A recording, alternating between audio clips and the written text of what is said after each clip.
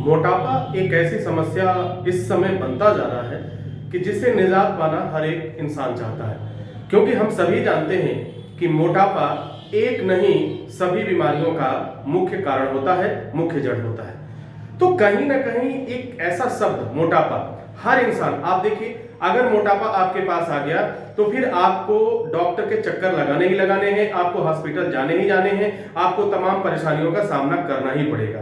अब प्रश्न ये उठता है कि मोटापा आया, अब उस समय आया तो क्यों आया? अब मोटापा आने का कारण है, मुख्य कारण ये है हमारी लापरवाही। जब हम अपने काम में इतने मशगूल हो जाते हैं, अपने काम में, अब शुरू में क्या था, पढ़ाई का टेंशन था, पढ़ाई के बाद क्या टेंशन हुआ, नौकरी का टेंशन हुआ, नौकरी के बाद क्या हुआ, घर गृहस्थी की टेंशन हुआ। अब इस टेंशन में, ये टेंशन शब्द जो है आप लोगों का शब्द है इसलिए मैं आज इस्तेमाल कर रहा हूं। अब इस दौर में हमने अपने ऊपर ध्यान नहीं दिया, और जब हमने अपने ऊपर ध्यान नहीं दिया तो लिहाजा क्या हुआ, हमारा वेट बढ़ता गया, वजन बढ़ता गया और उस मुकाम पर पहुंच गया जहां पे वह तमाम तरह की बीमारियां जो जानलेवा है वह दस्तक देना शुरू कर दी। तो अब सवाल ये उठता है कि अब तो हो गया, मोटापा तो आ गया, अब इससे निजात कैसे पाए? आपने बहुत प्रयास किया होगा, हम सभी जानते हैं कि मोटापा का वजह क्या है, ठीक है? गलत खान पान, जो हमारी जो रहन सहन है, जो हमारे जीवन की शैली है, ये हमारे मोटापा पर सबसे ज्यादा प्रभाव डालती है। जरा सोचिए कि उस समय को, उस दौर को जरा सोचिए जब आप स्कूल और कॉलेज जाया करते थे। उस समय को सोचिए जब आपकी शादी नहीं हुई थी, आपका विवाह नहीं हुआ था, तब आपकी पर्सनालिटी कितनी अच्छी थी, कितना आप फिट महसूस हुआ करते थे। लेकिन आज क्या बना? आज हमारा शरीर जो है एक कलिंगर की तरह हो गया, एक तरबूज की तरह हो गया, एक क्या कहूं, यानी एक मोटापा, इस तरह से मोटापा आया कि हमारे शरीर को खत्म करने के साथ साथ हमारी सुंदरता को खत्म कर दिया, हमारी स्टेमिना को खत्म कर दिया, और यहां तक उसके साथ साथ cholesterol, high blood pressure, BP, sugar, तमाम तरह, इस तरह की न जाने कितनी बीमारियों को न्योता दे दिया। तो अब ये सारी समस्याएं तो आ रही हैं हमारे पास। अब हमें करना क्या है? इस मोटापा को दूर करने के लिए बस हमें 3 काम करने हैं। अगर यह 3 काम हमने बखूबी निभाया तो मैं आपसे वादा करता हूं 3 महीना निभाकर देखो। 3 महीना निभाने के बाद से आप पाओगे कि आप में परिवर्तन होना शुरू हो गया, और जब परिवर्तन होना शुरू हो जाएगा तो आपको एक लत सी लगेगी, एक आदत सी बन जाएगी, और आप फिर इसके बगैर रह नहीं पाओगे। जी हाँ, योग एक ऐसा माध्यम है, इस प्रकृति ने हमें वरदान स्वरूप दिया है, वरदान की तरह दिया है योग। और अगर इसको, योग को, जिस तरह से हम डेली डिनर लेते हैं, लंच लेते हैं, तमाम तरह की चीजें लेते हैं, अगर प्रतिदिन, ज्यादा नहीं, हमें 1 से 2 घंटे, चलो नहीं 2 घंटे का टाइम है, 1 घंटा तो कंपलसरी है। अगर 1 घंटा आप अपने हेल्थ के लिए देते हो तो निश्चित रूप से जीवन में कभी भी कोई बीमारी आपके पास नहीं आएगी, जीवन में कभी भी आप पर मोटापा हावी नहीं होगा, और आप मजे से अपना टेस्ट ले पाएंगे और स्वाद ले पाएंगे। करना क्या है? वो 3 काम आपको क्या करना है कि सबसे पहले सुबह उठते ही आपको क्या करना है, गुनगुना पानी पीना है। अब यहां गुनगुना पानी की मैं बात कर रहा हूं, एक गर्म पानी, एक हॉट वाटर होता है, बिल्कुल गर्म पानी है, उसको नहीं पीना है। अभी तमाम लोगों के जो मेरे पास प्रश्न आए, लोगों ने मुझसे क्वेश्चन किया कि गुरुजी हमने ये गर्म पानी सुबह सुबह में पिया करता था, चाय की जगह लिया करता था, और बाद में हम जब डॉक्टर को दिखाए तो उसने बताया कि हमारी किडनी पर असर होने लगा। अब सवाल पैदा होता है कि देखो, हमारी बॉडी क्या है, एक हमारी बॉडी की लिमिट है। हमारे बॉडी के अंदर, हमारे पेट के अंदर जो हमारे ऑर्गन्स हैं, उस ऑर्गन्स का एक लिमिटेशन है, एक तरह से उसका एक दायरा है, उस दायरे के अंतर्गत काम करता है, और जैसे ही उस दायरे को हम क्रॉस करते हैं तो हमें प्रॉब्लम होना शुरू हो जाता है। तो यहां भी कहा गया गुनगुना पानी। गुनगुना पानी का मतलब क्या होता है कि आपको यह महसूस न हो कि आपको अब गर्म है या मुंह जलने का डर है। अब लोग करते क्या है, पानी को पूरा गर्म कर लिया, बहुत ज्यादा गर्म कर लिया, और बहुत ज्यादा गर्म करने के बाद उसको पीना शुरू कर देते हैं, तो फायदे की जगह पे ये नुकसान करना शुरू कर देता है। तो आपसे मैं यह निवेदन करूंगा कि इस तरह का कार्य न करें। सुबह उठे गुनगुना करें। गुनगुना मतलब गुनगुना होता है यानी बड़े आराम से आप मुंह में ले सकते हैं, कहीं कोई आपको ये नहीं होगा कि जल जाएगा या धीरे धीरे। अब दूसरी बात, यहाँ पे घूंट घूंट करके पानी पीने की कोशिश करिए। जब घूंट घूंट करके, ऐसा नहीं कि पानी लिया और गटाक से एक ही बार पूरा ग्लास खत्म कर दिया, यह भी नुकसान का कारण होता है, यह भी आपको नहीं करना है। तो ये सावधानियों के साथ 3 बातें मैं बता रहा हूं, उसको आप ध्यान दीजिए और 3 महीने बाद देखिए आपका वेट कहां जाता है और वेट लॉस किस तरह से होता है, कितना तेजी से होता है। तो क्या करना है, गुनगुना पानी पीना है और उसे घुट घुट करके पीना है, यानी उस पानी को पीने में कम से कम आप जो 3 से 4 मिनट का टाइम लगाइए। अब ये थोड़ा सा आपको लगेगा, बड़ा अजीब लगेगा कि 3 से 4 मिनट तक गुनगुना पानी हम कैसे पिए।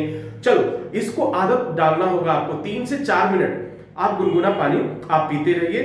थोड़ा सा एक घूंट लिया, थोड़ा सा वेट करेंगे, फिर थोड़ा सा घूंट लिया, फिर वेट करेंगे। ये 2 से 3 मिनट में आप उस पानी को, 1 गिलास पानी को खत्म करें और फिर एक जो है नॉर्मल वे में जो सामान्य गति होती है, कम से कम 100 कदम की चहलकदमी करें, 100 कदम टहलें। ठीक है, तो पहला काम आपको ये करना है। उसके बाद आप फ्रेश हो लीजिए। फ्रेश होने के बाद आपको क्या करना है, कम से कम पहले शुरुआत करेंगे अनुलोम विलोम की। ये योग का शुरुआत होता है, अनुलोम विलोम करेंगे और अनुलोम विलोम शुरू करने से पहले यहां भी एक सही तरीके को आपको अपनाना होगा। बहुत से लोग हैं जो अनुलोम विलोम तो करते हैं लेकिन यहां पर वह एक गलती कर जाते हैं। अब सवाल ये पैदा होता है कि अनुलोम विलोम शुरू करें, बाईं नाक से शुरू करें या दाहिनी नाक से शुरू करें। तो यहां एक बात आप ध्यान रखिए, बहुत से लोग क्या करते हैं, अभी इधर दबाया और यहां से शुरू किया। ठीक है, ठीक है। एक बहुत लोग क्या करते हैं, आप इधर से शुरू करेंगे,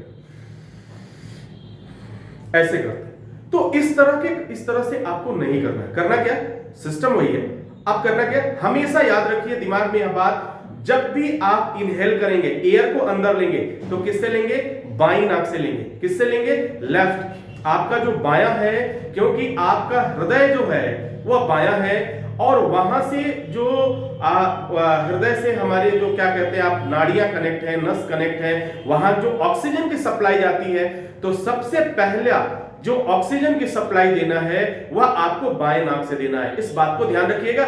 यह बात कोई नहीं ध्यान देता है और करना शुरू कर देते हैं। नतीजा क्या होता है, उसका परिणाम हमें गलत मिलने लगता है।